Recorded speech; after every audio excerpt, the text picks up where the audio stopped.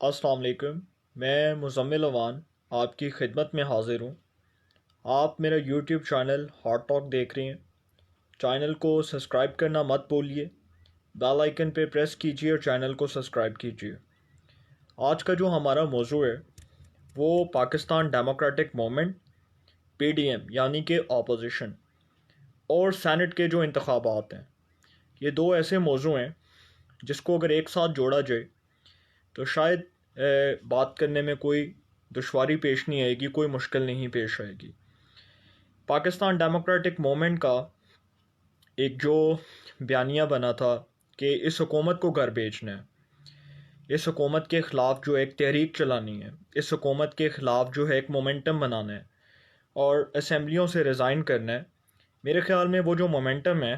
वो टूट चुका है। वो उसके अंदर इसलिए जो है वो तक़वियत उसको नहीं मिली, उसको इसलिए जो है पजीराई नहीं मिली कि उस मोमेंटम को बहुत जो है वो उसके अंदर बहुत जान डाली जा सकती थी।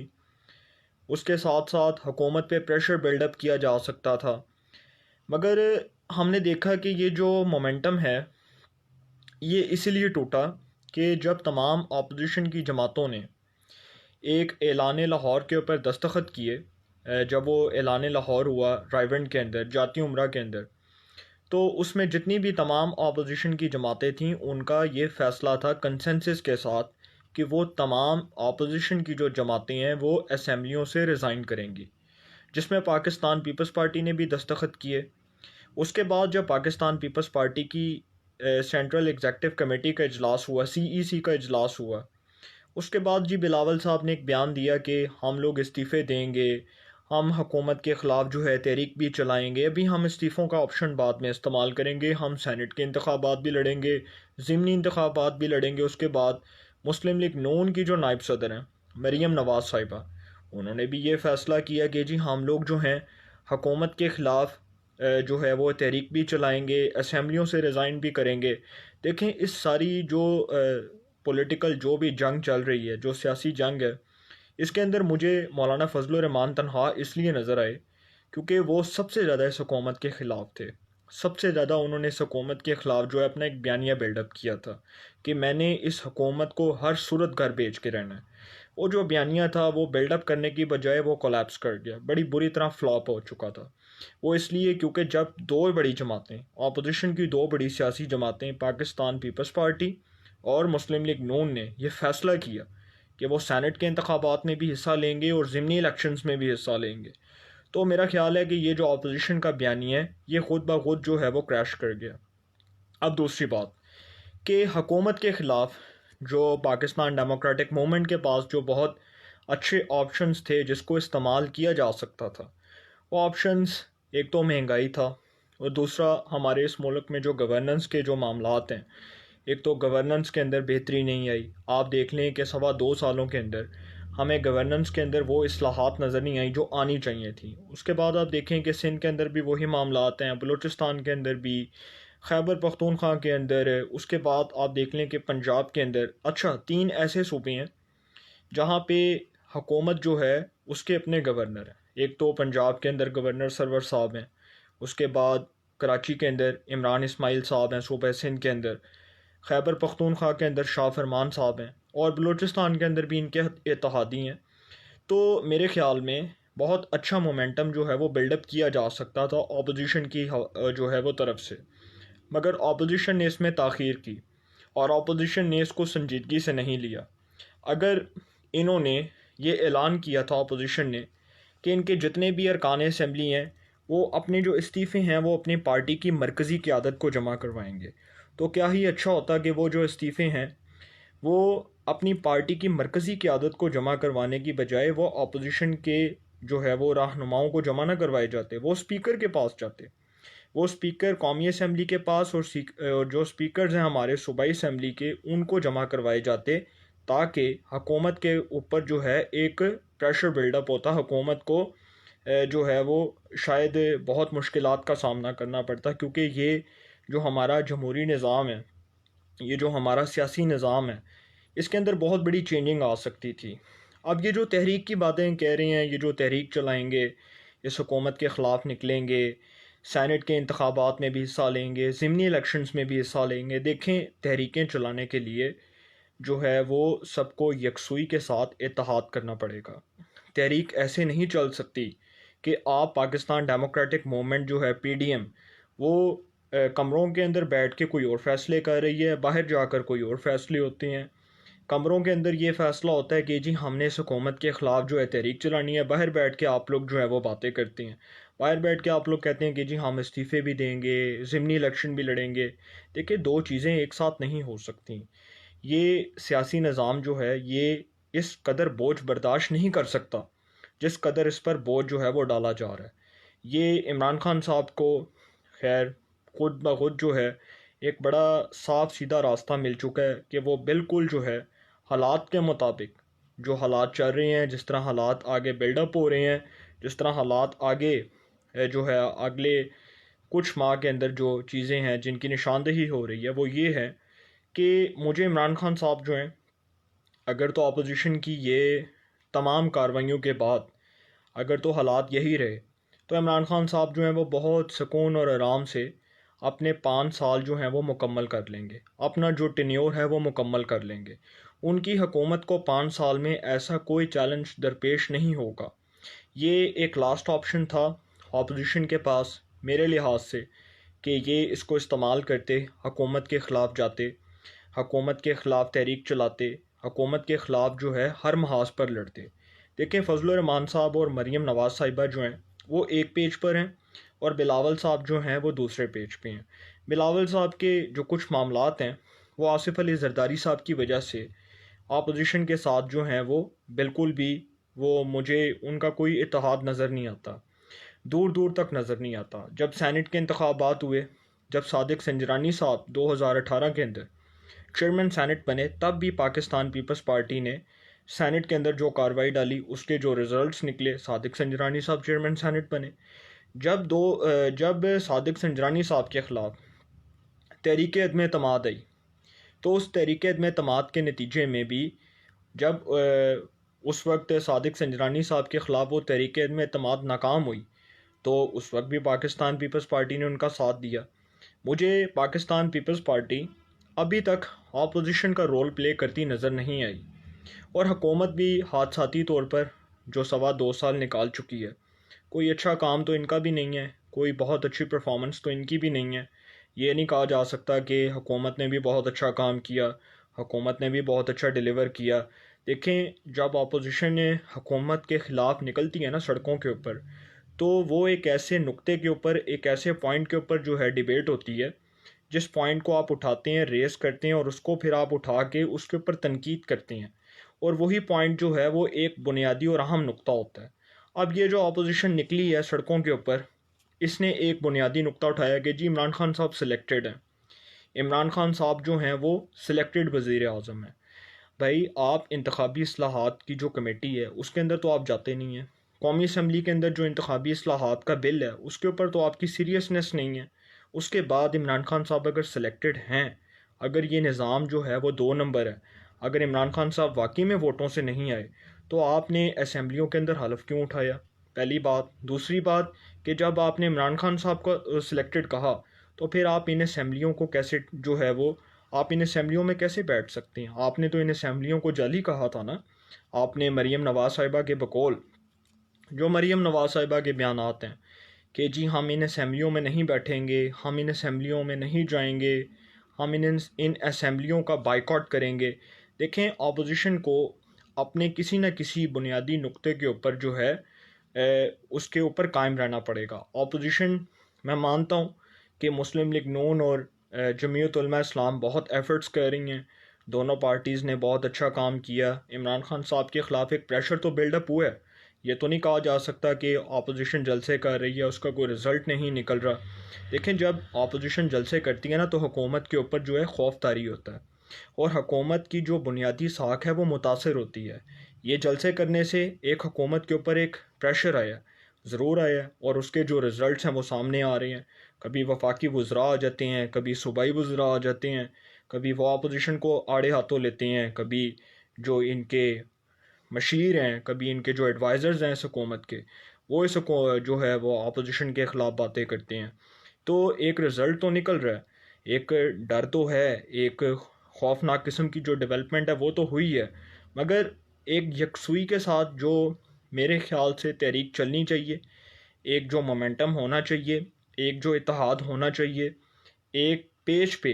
तमाम अपोजिशन जमातों को नज़र आना चाहिए। मेरे लिहाज से अभी वो जो मामलात हैं वो उधर इतने अहम किस्म के इसको नहीं कहा जा सकता कि इसमें बहुत अच्छी डेवलपमेंट हुई है या इसके अंदर बहुत पॉजिटिवनेस जो है वो शो हो रही है। अभी तक मुझे कोई पॉजिटिविटी जो है वो शो नहीं हुई अपोजिशन की, क्योंकि देखें जब आप किसी हुकूमत के ख़िलाफ़ जो है आप कोई तहरीक चलाएंगे तो आप उस तहरीक के दरमियान भी आप ये बातें नहीं करेंगे कि आपने असम्बलियों से रिज़ाइन कर दिया, आपने अपनी जो है पार्टी की मरकज़ी क़यादत को इस्तीफ़े दे दिए। फिर आपको इस्तीफ़े देने पड़ेंगे, फिर आपको इस निज़ाम के ख़िलाफ़ जो है वो इल्म बगावत बुलंद करना पड़ेगा, फिर आपको बाहर निकलना पड़ेगा, फिर आपको जो है इस हुकूमत के ख़िलाफ़ जो है वो बयानिया, वो नुक्ता, अहम किस्म का जो बुनियादी नुक्ता है वो उठाना पड़ेगा। आज अगर आप ये बात करती हैं कि आप इस हुकूमत को घर भेज देंगे, इस हुकूमत के ख़िलाफ़ जो है आप तहरीक चलाएँगे, तो आप सेनेट के इंतखाबात भी लड़ रहे हैं, आप ज़िमनी इंतखाबात भी लड़ रहे हैं, और आप सेनेट के इंतखाबात और ज़िमनी इंतखाबात में हिस्सा लेने के बाद अगर आप ये एज्यूम करते हैं कि आप वाकई में इस हुकूमत के ख़िलाफ़ जो है वो एक तहरीक चला लेंगे और ये हुकूमत घर चली जाएगी, ये पूरा जो निज़ाम है वो ख़त्म हो जाएगा, तो अभी जो हालात हैं वो वैसे नहीं हैं, अभी इतने स्टेबल नहीं हैं। हालात जितने स्टेबल हो सकते थे, जितने बनाए जा सकते थे,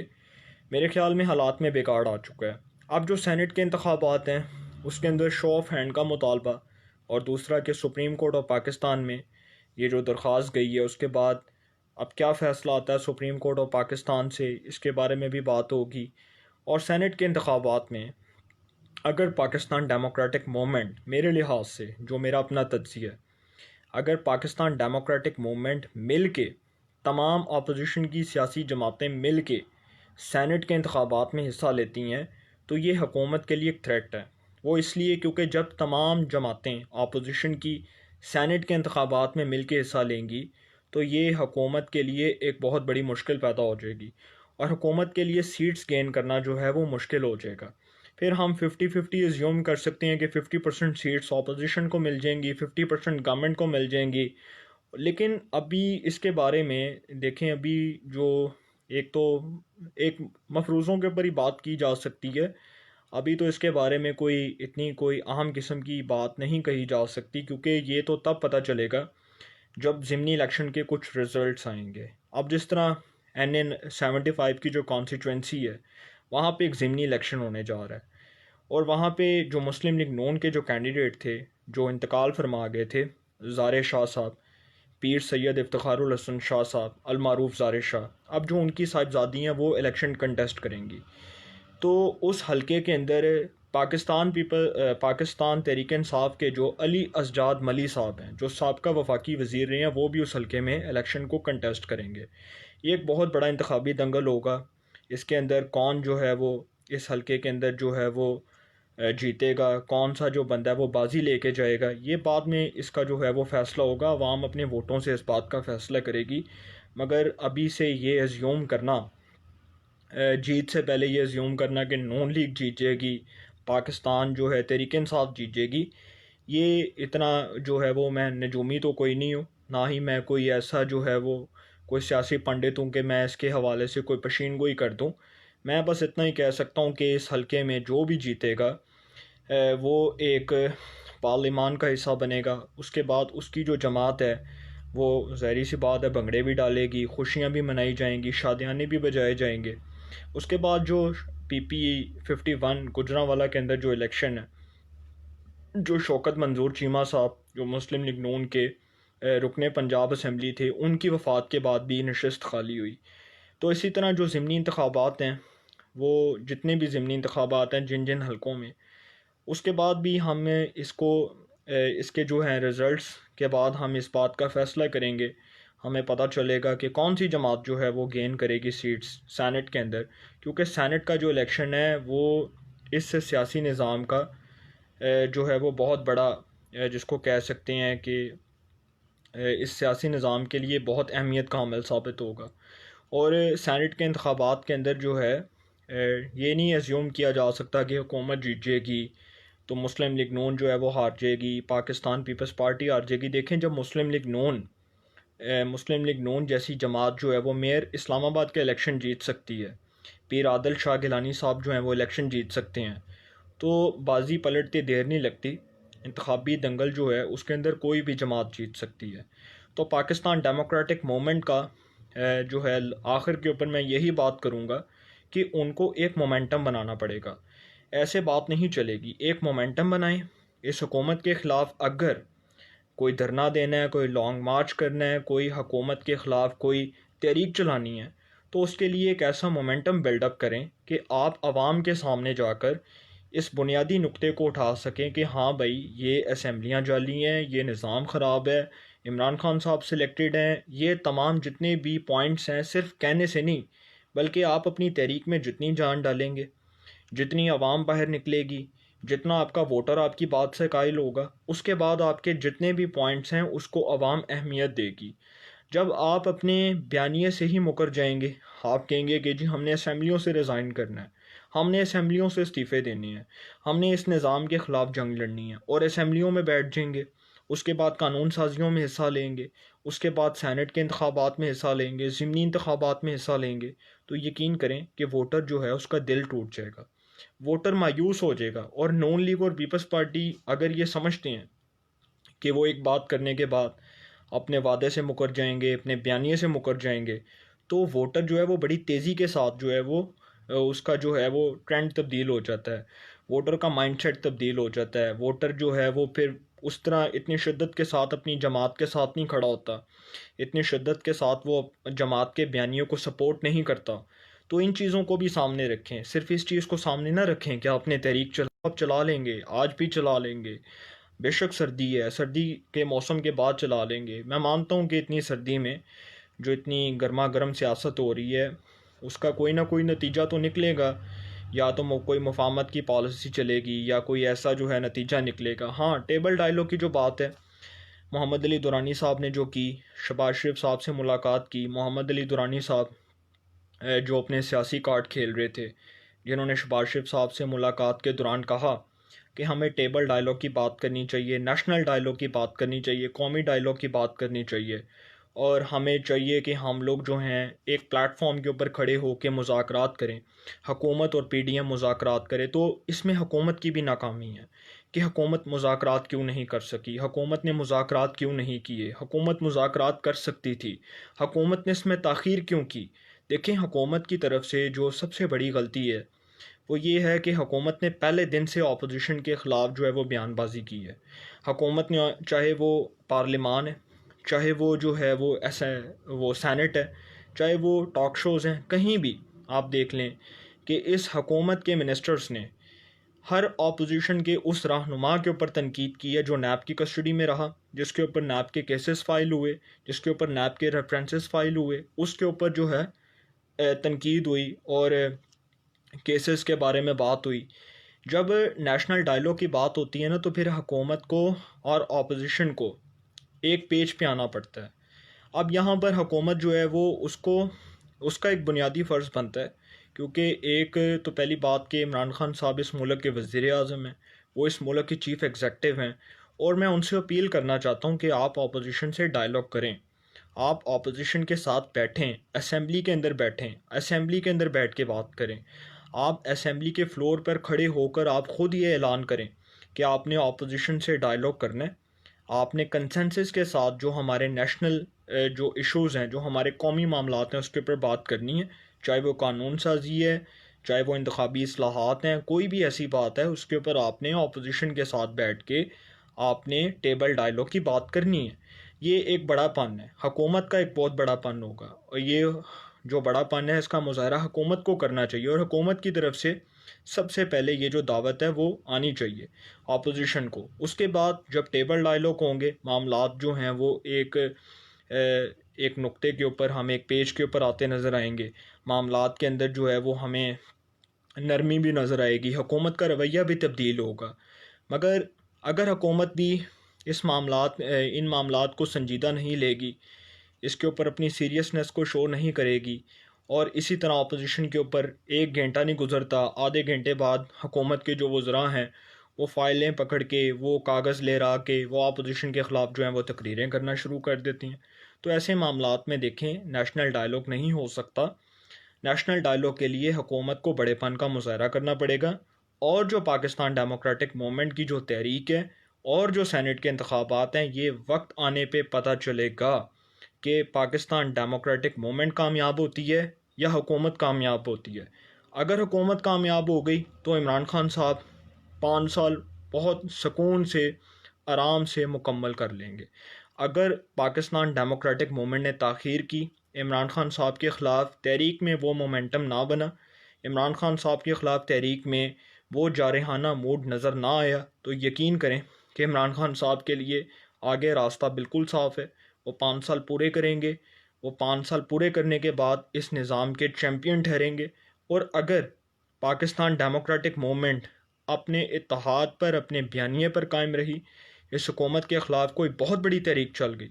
तो यकीन करें कि पाकिस्तान डेमोक्रेटिक मूवमेंट जो है वो इस निज़ाम की चैम्पियन ठहरेगी, और सेनेट के इंतखाबात में पलड़ा किसका भारी होगा ये आने वाला वक्त बताएगा।